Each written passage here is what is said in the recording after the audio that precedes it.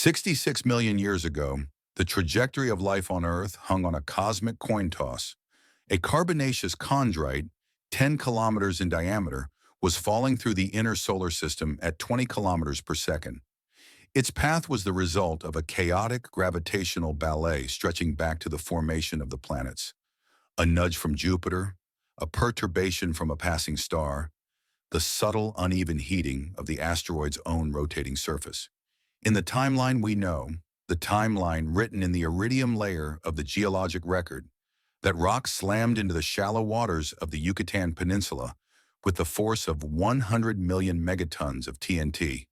It vaporized the crust, ignited the atmosphere, and plunged the biosphere into an impact winter that strangled photosynthesis and erased three-quarters of all species. But orbital mechanics is a game of precision. If that asteroid had arrived 20 minutes earlier, the rotation of the Earth would have placed the deep waters of the Pacific beneath the impact site, dampening the ejection of climate-altering sulfur. If it had arrived 40 minutes later, it might have clipped the atmosphere and skipped off like a stone on a pond. And if the gravitational interactions of the previous billion years had been infinitesimally different, the rock would have missed entirely, sailing harmlessly through the silence of the void to vanish into the dark. Tonight we explore the timeline where the rock missed. In this reality, the streak of light across the Cretaceous sky was a spectacle, not a sentence. The sonic boom rattled the ferns and startled the herds of triceratops grazing in the floodplains of North America, but the sky did not turn black. The sun rose the next morning on a world that was still, undeniably, the property of the Dinosauria. To understand why this distinction matters, we must dismantle a persistent myth. The idea that dinosaurs were evolutionary failures, lumbering toward obsolescence, waiting for the agile, warm-blooded mammals to take their rightful place. This is a fabrication of hindsight. By the late Cretaceous, dinosaurs were not declining. They were at the apex of a 165 million year reign. They were an evolutionary triumph of staggering physiological engineering. To understand their dominance and why the mammals remained in the ecological margins, we must look inside their chests. Well, the primary reason dinosaurs ruled the Earth was likely their respiratory efficiency. Mammals possess a bidirectional breathing system. We inhale fresh air into a dead-end sac, the alveoli, and then exhale used air through the same tubes. It is a mixing process, inherently inefficient. Dinosaurs, like their modern avian descendants, utilized a flow-through respiratory system. Air flowed in one direction, looping through a complex series of air sacs that invaded their very vertebrae, ensuring that oxygen-rich air bathed their lung tissue during both inhalation and exhalation. This system extracted oxygen with an efficiency no mammal could match. It allowed sauropods to grow to 50 tons without suffocating. It allowed theropods to sustain high-energy hunting behaviors without overheating. In a warm, oxygen-rich Mesozoic world, the dinosaurs were not just big lizards, they were high-performance biological machines. Furthermore, recent paleobiological modeling suggests that the mammals of the Cretaceous were not being suppressed solely by dinosaurs. They were being suppressed by other mammals. A study analyzing the competitive constraints of the era indicates that the ancestors of modern placentals and marsupials were locked in a fierce war of attrition with other, now extinct mammalian lineages, like the multituberculates. The ecological ceiling was low, yes, but the floor was crowded. In a world without the asteroid impact, the mammals would remain trapped in this competitive squeeze, restricted to the nocturnal, the burrowing, and the arboreal niches, the ecological shadows where the giants could not fit. So the timeline continues. 10 million years pass, and we are now 56 million years before the present. The geography of the Earth is drifting, the Atlantic is widening, India is racing north toward its collision with Asia. The climate, already warm, is about to undergo a paroxysm of heat that will test the limits of biology. In our history, this event is known as the Paleocene-Eocene Thermal Maximum, or PETM. Triggered likely by the destabilization of methane clathrates on the ocean floor and massive volcanic outgassing in the North Atlantic, the atmosphere was flooded with carbon. Global temperatures spiked by 5 to 8 degrees Celsius in a geological blink of an eye. In our timeline, this heat wave drove mammals to dwarfism, Smaller bodies shed heat better and spurred the migration of early primates. In the timeline of the survivors, the PETM becomes the ultimate test of dinosaurian physiology. The common assumption is that large animals cannot survive extreme heat due to their low surface area to volume ratio. They simply cannot dump heat fast enough. However, the largest dinosaurs possessed a trait known as inertial homeothermy, or gigantothermy. Their sheer mass meant they heated up slowly and cooled down slowly, maintaining a stable internal temperature with minimal metabolic cost. But the real adaptation was likely found in the integument. We know now that many dinosaurs, from the smallest theropods to likely even some ornithischians, possessed feathers or filamentous protofeathers. While often associated with insulation against the cold, feathers are a miracle of thermodynamic engineering. They can trap heat, yes, but they can also shield the skin from solar radiation, creating a buffer zone of cooler air against the body. Just as an ostrich in the Kalahari uses its plumage to regulate its temperature under a blistering sun, the dinosaurs of the Eocene hothouse would have utilized their feathers as heat shields. Imagine the equatorial forests of this era. They are not the sparse woodlands of today, but dense, multi-storied jungles stretching to the high latitudes. The poles are ice-free, covered in lush, temperate rainforests, where crocodiles bask on the shores of the Arctic Ocean. In this greenhouse Eden, the dinosaurs do not shrink. They specialize. The theropods, the lineage of Tyrannosaurus and the raptors, adapt to the dense canopy. With the ancestors of the dromaeosaurs, the sickle-clawed hunters, begin to exploit the verticality of the flowering forests. Angiosperms, flowering plants, are exploding in diversity, producing energy-rich fruits to bribe animals into dispersing their seeds. This interaction drives a co-evolutionary spiral. Small, agile, feathered dinosaurs with grasping hands and stereoscopic vision are perfectly pre-adapted to become the primary frugivores of the canopy. They become the gardeners of the forest, filling the ecological role that primates would occupy in our timeline. Meanwhile, in the oceans, the absence of an extinction event means the marine reptiles, the mosasaurs and plesiosaurs, never ceded the seas to the whales. The Eocene oceans are a dangerous warm bath of productivity. The mosasaurs, a giant marine lizards with terrifyingly kinetic jaws, continue to refine their hydrodynamics. Without the vacuum that allowed mammals to return to the water, the whales never evolve. There are no dolphins, no orcas. Instead, the seas are patrolled by reptiles that have birthed live young and breathed air for 100 million years. They grow larger in the warm waters, exploiting the thermal maximum to hunt in latitudes that were once too cold. The plesiosaurs, with their absurdly long necks and four-flipper propulsion, diversify into filter-feeding niches, their teeth becoming sieve-like structures to trap the blooms of plankton triggered by the high CO2 atmosphere. They are the baleen whales of this timeline, drifting giants harvesting the sun's energy from the sea. Above them, the pterosaurs do not vanish. In our history, birds replace them. Here they partition the sky. The birds, technically a subgroup of dinosaurs, dominate the low-energy, maneuvering flight niches, the forests, the undergrowth.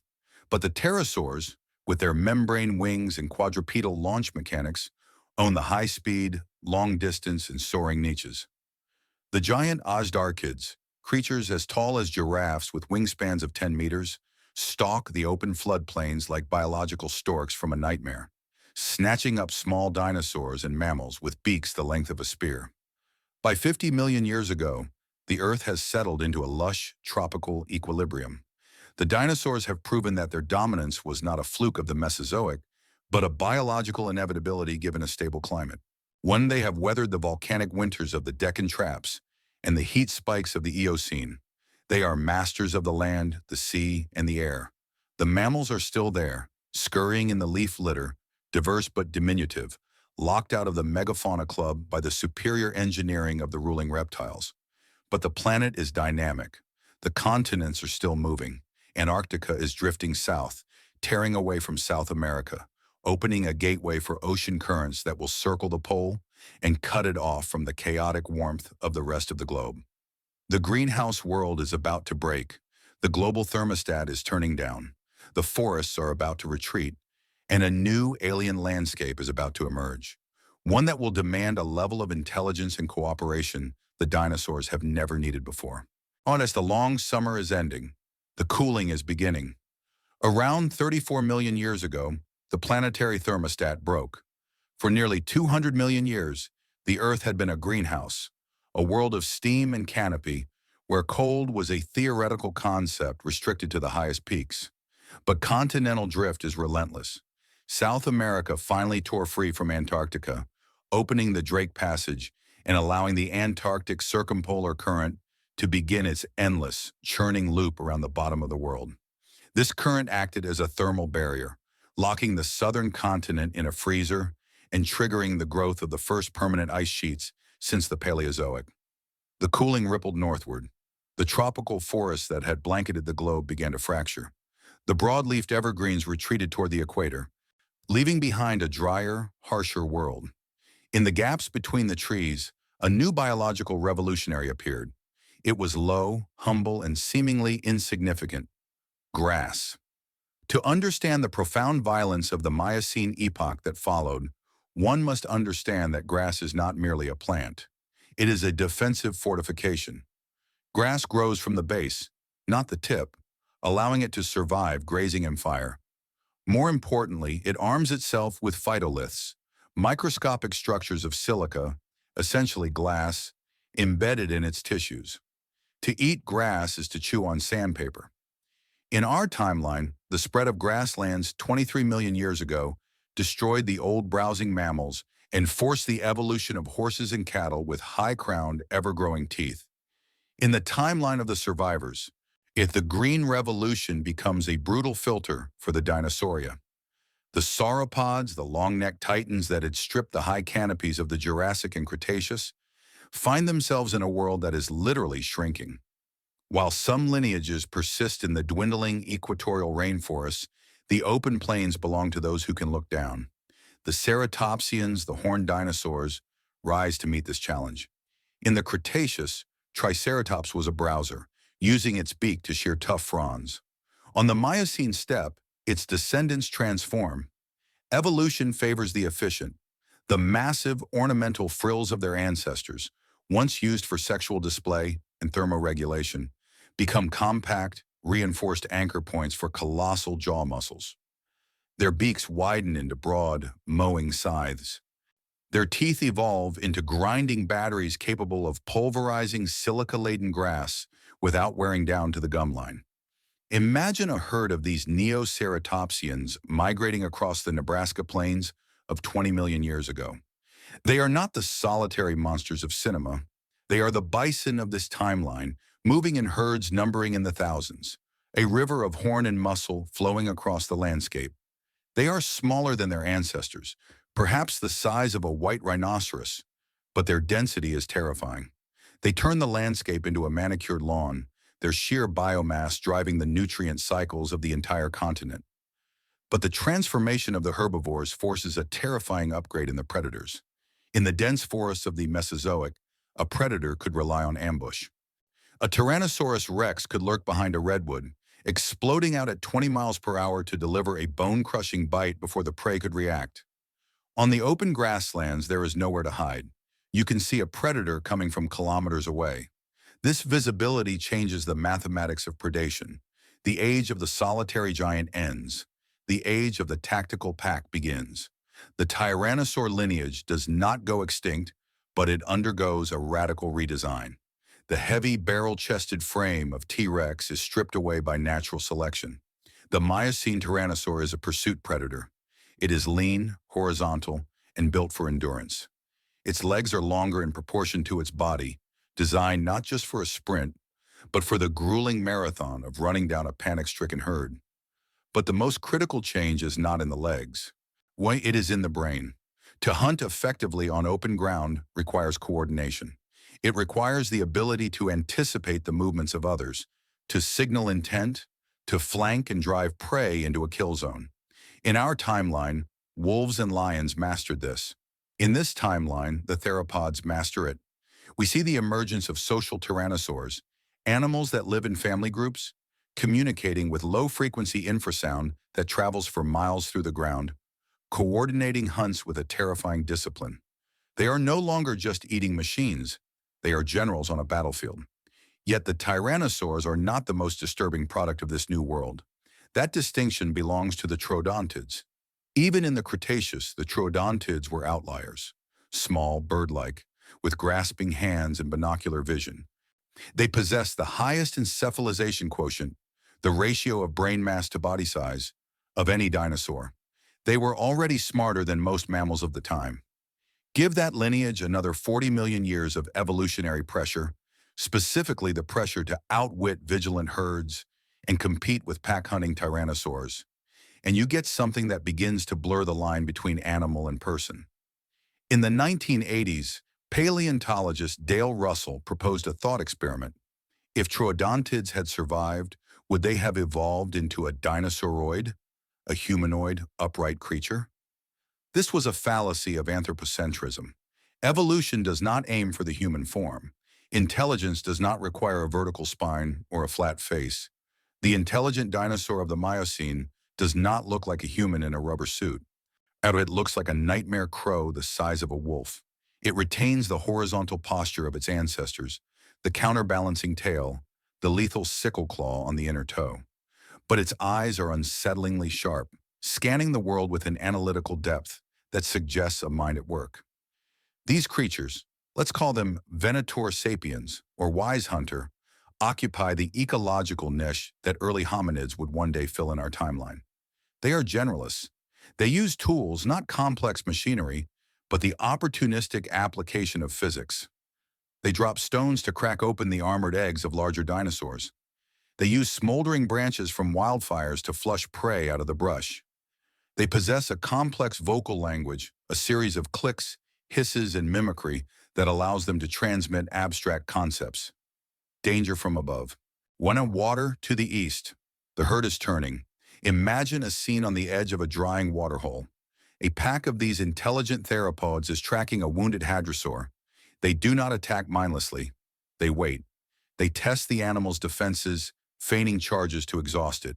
They rotate their members, allowing some to rest, while others harass the prey. This is not instinct. This is culture. Older individuals teach the younger ones the specific strategies for hunting different prey species. They mourn their dead, lingering over the bodies of fallen packmates, perhaps understanding the finality of the loss. But they do not build cities. They do not invent the wheel. They do not write down their history. Why? Because high intelligence does not inevitably lead to technological civilization. One human technology was born from a specific set of desperate circumstances. A weak, slow primate forced onto the savannah, needing external weapons to survive against leopards and hyenas. The dinosaurs were never weak. They were never slow. They carried their weapons on their bodies, teeth, claws, horns. They did not need to invent the spear. They were the spear. The intelligent dinosaurs of the Miocene are trapped in the perfection of their own biology. They are smart enough to survive almost anything, smart enough to dominate their ecosystems, but they lack the desperate biological inadequacy that drove humans to reshape the world. They are the ultimate adaptation, a stable equilibrium of brain and brawn that requires no improvement. As the Miocene draws to a close, the world is a tapestry of these specialized forms. The grasslands are a churning sea of herds. The forests are citadels of the old guard. And the intelligent hunters watch from the tall grass, their minds clicking with calculations of risk and reward. It is a world of savage order. But the cooling that began in the Oligocene was only the prelude. The Earth's orbit is shifting, its axial tilt wobbling in a rhythm that will plunge the planet into a cycle of freezing and thawing, unlike anything in the last 200 million years. The ice is coming. The Pleistocene epoch awaits, and it will bring the ultimate test. A world where the tropical warmth that birthed the dinosaurs is a distant memory, replaced by the crushing weight of the glaciers. The survivors of the asteroid are about to meet the Ice Age. 2.5 million years ago, the Earth crossed a threshold. The slow cooling that had begun in the Oligocene accelerated into a rhythmic pulse of freezing and thawing, known as the Pleistocene glacial cycles. In our timeline, this was the era of the megafauna, the woolly mammoth, the saber-toothed cat, the giant ground sloth. It was a world of ice and wind, dominated by mammals that had evolved thick fur and massive bodies to survive the biting cold. In the timeline of the survivors, the Pleistocene is the final exam for the Dinosauria. For 200 million years, they had been the children of the greenhouse. Now they must become the masters of the icehouse. The common misconception is that dinosaurs were strictly tropical animals, incapable of surviving freezing temperatures. But we know from the fossil record of our own timeline that during the Cretaceous, dinosaurs lived above the Arctic Circle, enduring months of winter darkness. They were pre-adapted for the cold. The key was feathers. In the Pleistocene of the alternate Earth, the northern hemisphere is dominated by the woolly tyrannosaur. Imagine a predator the size of a bus, covered not in scales but in a dense, shaggy plumage of white and gray, down inches thick. It prowls the tundra of what we would call Siberia, a ghost in the blizzard. Its breath steams in the frigid air. It does not need to hibernate. Its gigantothermy, that massive thermal inertia, combined with its insulating coat, allows it to remain active through the long winter night, hunting the herds that migrate across the mammoth steppe. And those herds are spectacular. The woolly ceratopsians have become the ecological equivalent of the muskox. They are low-slung, heavily built, their frills reduced to bony bosses used for shoving matches in the snow. They use their parrot-like beaks to break through the ice crust to reach the lichen and dried grass beneath. They huddle in defensive circles against the howling wind, a fortress of horn and feather against the cold. Further south in the temperate zones where the glaciers do not reach, the hadrosaurs have evolved into the supreme grazers. They are the cows of the Cretaceous, but highly sophisticated. They move in herds numbering in the millions, their migrations shaping the landscape itself. They are attended by flocks of symbiotic pterosaurs that land on their backs to pick off parasites, a relationship as old as the oxpecker and the rhino, but played out with reptiles. But what of the world today? What would the Earth look like right now? In the 21st century, if the asteroid had missed, it would be a world of silence. Not the silence of emptiness, but the silence of absence. There would be no highways cutting through the Amazon, no plastic islands swirling in the Pacific gyres, no carbon dioxide spikes in the atmosphere records.